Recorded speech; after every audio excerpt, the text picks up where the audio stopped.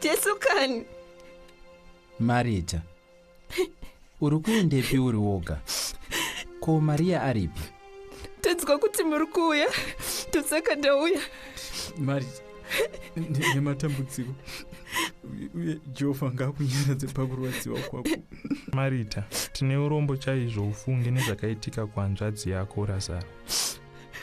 Zvakaonekwa Firipi, maite henyu nekuuya.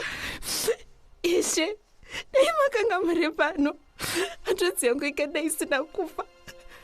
Asi tinoziva kuti chero chamunokumbira Mwari anokupai. Hanzvadzi yako ichamuka, Razaro achararamazve. Tinoziva kuti Razaro achamuka, iye kuti kuchava nokumuka pazuva rokupedzesera. Ini ndini kumuka noupenyu.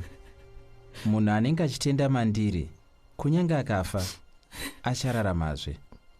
Unozvitenda here?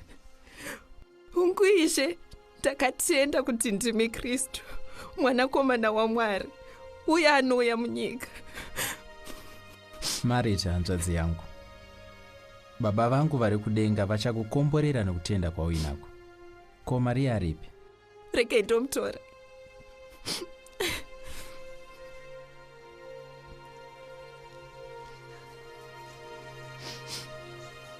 Ishe, ndauya naye.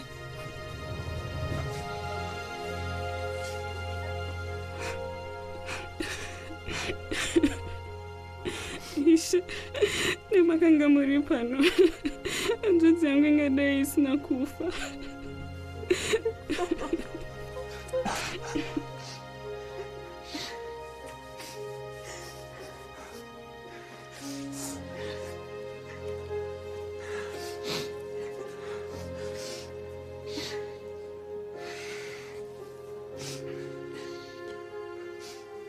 Makamuvigepi?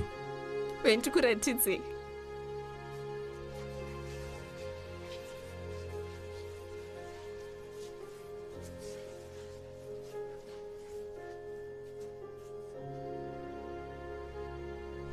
Razaro akanga ava nemazuva mana afa. Mutumbi wake wakanga wanyatsogadzirwa sezvaiitwa patsika dzechiJudha. Wakanga usina kuomeswa sezvaiitwa nevaIjipiti, saka wakanga wava kutotanga kuora. Asi Marita naMaria vaitenda kuti Jesu ane simba. Vainyatsobvuma kuti Jesu ndiye akanga ari Mesiya, mwanakomana waMwari. Saka vakaenda naJesu kubako rakanga ravigwa Razaro. Bako racho rakanga rakavharwa nedombo guru.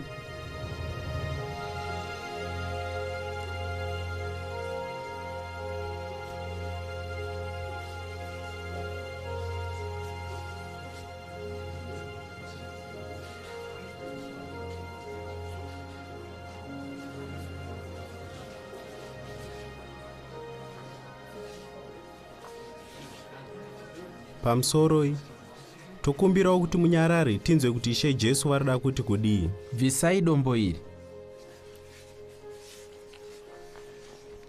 Ishe, anofanira kunge ava kunhuhwa nokuti atova mazuva mana. Handina kukuudza here kuti ukatenda uchaona kubwinya kwaMwari?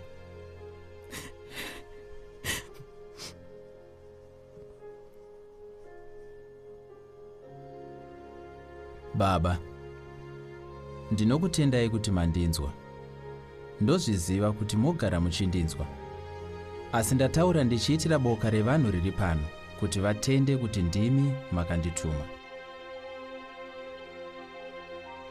Razaro, buda!